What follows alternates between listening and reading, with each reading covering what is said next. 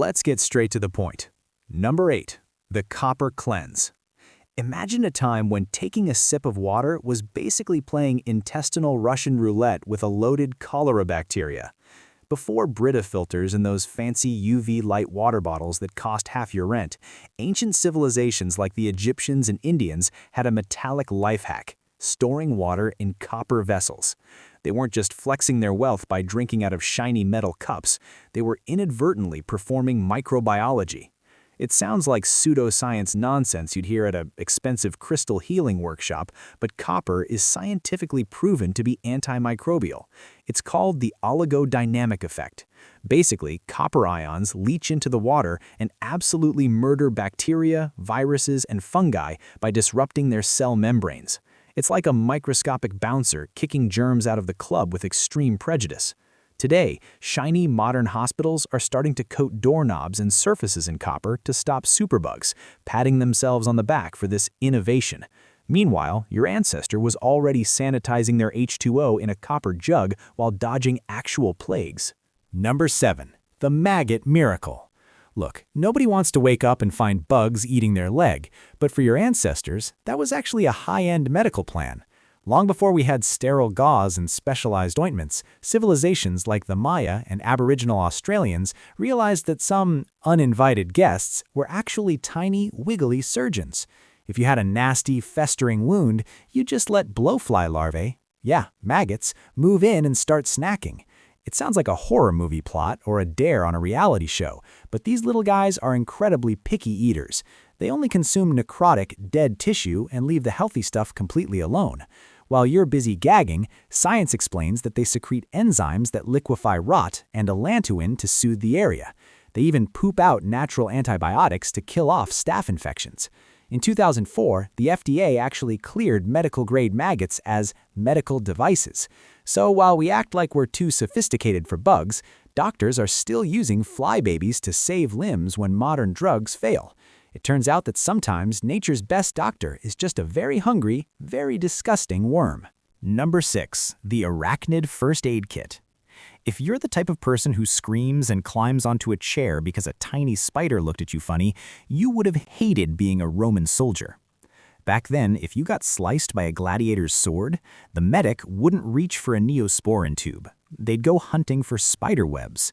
It sounds like something out of a low-budget fantasy novel, but layering cobwebs on a bleeding gash was top-tier emergency care. Why? Because spider silk is basically nature's high-tech polymer.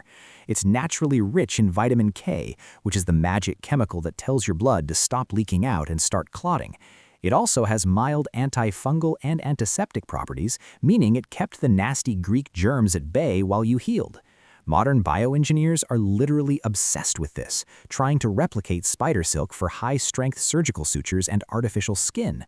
So, while you're out here buying overpriced Disney-themed Band-Aids that fall off the second you sweat, your ancestors were just grabbing a handful of spider spit and calling it a day.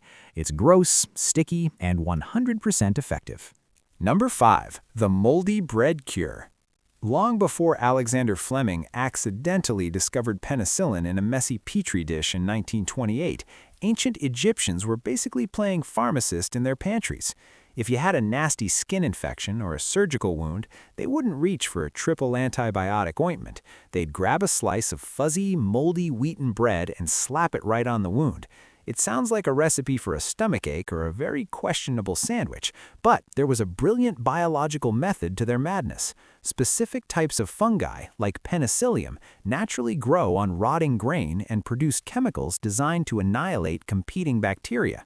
The ancients didn't know what a molecule was, but they knew that the blue-green fuzz meant the difference between healing and a slow, painful death by sepsis.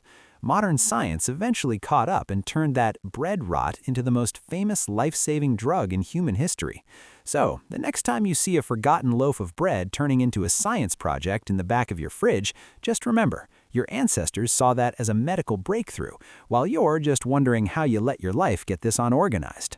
Number 4. The Silver Coin Preservative. Long before we had refrigerators humming in our kitchens or pasteurization making milk last longer than a celebrity marriage, people had a much shinier solution for spoilage. If you were a pioneer traveling across the dusty American West or a sailor on a long voyage, you didn't just drink chunky, sour milk. You dropped a solid silver coin into the bucket. It sounds like a weird, superstitious ritual or a very expensive way to make a wish, but it was actually hardcore chemistry. Just like copper, silver is a powerful antimicrobial metal. Through the oligodynamic effect, silver ions break into the cell walls of bacteria like a SWAT team, stopping them from reproducing and turning your dairy into a biohazard. This is exactly why silverware is called silverware. Eating with silver utensils actually helped kill germs before we even knew what germs were. Today, we use silver nanoparticles in high-end athletic gear to stop your gym socks from smelling like a dumpster fire, and doctors use silver-infused bandages for severe burns. While we act like this is some futuristic nanotech breakthrough, your great-great-grandma was already using her spare change to keep the groceries fresh. It turns out Bling wasn't just for show, it was the original preservative. Number 3. The Mud and Clay Detox. Imagine telling your friends you're on a new wellness kick that involves eating actual handfuls of dirt.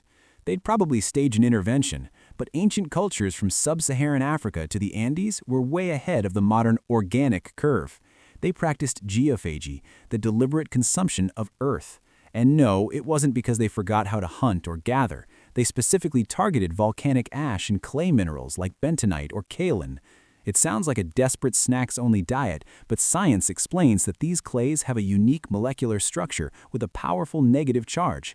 This makes them act like a giant chemical magnet, attracting and binding to positively charged toxins, heavy metals, and nasty parasites in the digestive tract. Essentially, the clay absorbs the poison and carries it right out of your system before it can do any damage. Today, we've just repackaged this dirt into expensive pharmaceutical suspensions like kale and pectin for upset stomachs, or fancy healing clay face masks that cost $50 a jar. While you're paying for a luxury spa treatment in a glass bottle, your ancestors were just grabbing a handful of the backyard and enjoying the original all-natural internal scrub. It turns out, eating dirt wasn't just a playground insult, it was a legitimate medical strategy for keeping your guts in check. Number 2. The ant staple surgery. If you think getting stitches is a nightmare, imagine your doctor pulling a giant, angry insect out of a jar and aiming it at your open wound. In ancient India, South America, and parts of Africa, healers used specialized ants, specifically driver ants or leafcutter ants, as literal biological surgical staples. It sounds like a cruel prank or a scene from an adventure movie gone wrong, but the logic was flawlessly efficient. They would hold the wound closed, let the ant bite across the gap, and then snap the ant's body off, leaving the massive locked jaws behind as a permanent, sterile clamp. These ants have a bite force that would make a pair of pliers jealous, and their mandibles are naturally designed to stay shut even after they've died. Unlike the silk or gut strings used in other ancient cultures, these ant staples were incredibly precise and reduced the risk of infection because they didn't require pulling a dirty needle through your skin multiple times. Modern medicine spent centuries developing high-tech titanium staples and medical glues that cost a fortune per use, but your ancestors were getting the same result for free by raiding a nearby hill. It turns out that sometimes the best surgical tool isn't made of steel. It's got 6 legs and a very, very bad attitude. Number 1. The yellow soup solution.